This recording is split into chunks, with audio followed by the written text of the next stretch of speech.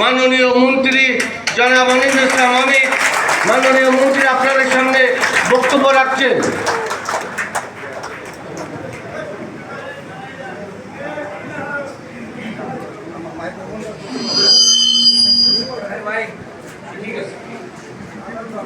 বিসমিল্লাহির রহমানির রহিম।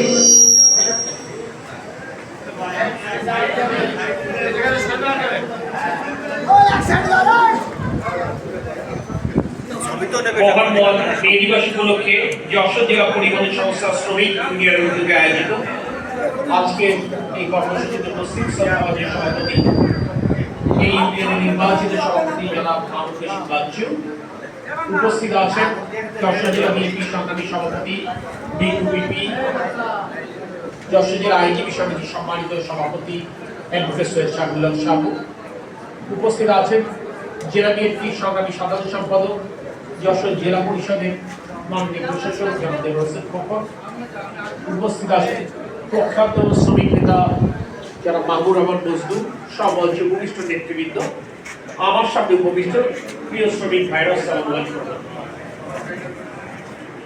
আজকে তো জুম্মাবার, সকালবেলা আমরা জেলা প্রশাসনের একটি কর্মসূচিতে অংশ নিয়েছি।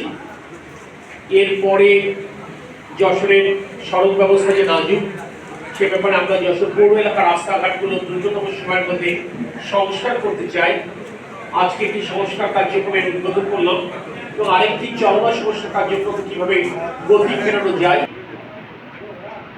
এখানে উপস্থিত শ্রমিক ভাইদের প্রতি কৃতজ্ঞতা প্রকাশ করছি, যারা সদ্য সমাপ্ত জাতীয় সংসদ নির্বাচনে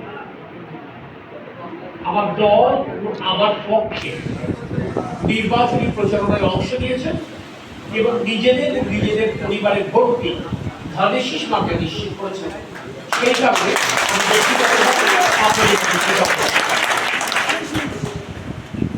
প্রিয় শ্রমিক ভাইরা, আপনারা যারা এখন উপস্থিত, আপনাদের প্রত্যেকের সাথে কোনো না কোনো ভাবে আমার দলের একটি সম্পর্ক রয়েছে।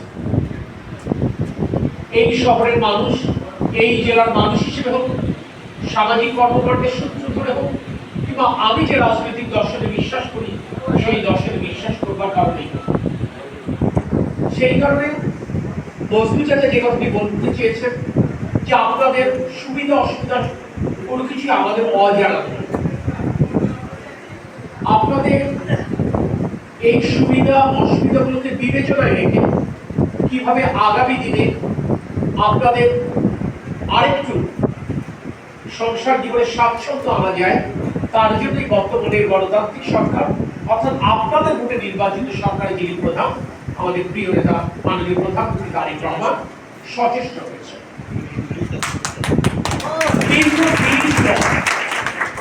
দীর্ঘদিন পর একটি গণতান্ত্রিক সরকার প্রতিষ্ঠা পেয়েছে, অর্থাৎ দীর্ঘদিন পর আপনি আপনার পছন্দ মতো ব্যক্তিকে ভোট দিতে পেরেছেন, পছন্দের মার্কা ভোট দিতে পেরেছেন এবং আপনার সিদ্ধান্ত অনুযায়ী আপনার সরকার পরিচালিত হবে, এই ব্যবস্থা আপনি আবারও কায়েম করতে পেরেছেন।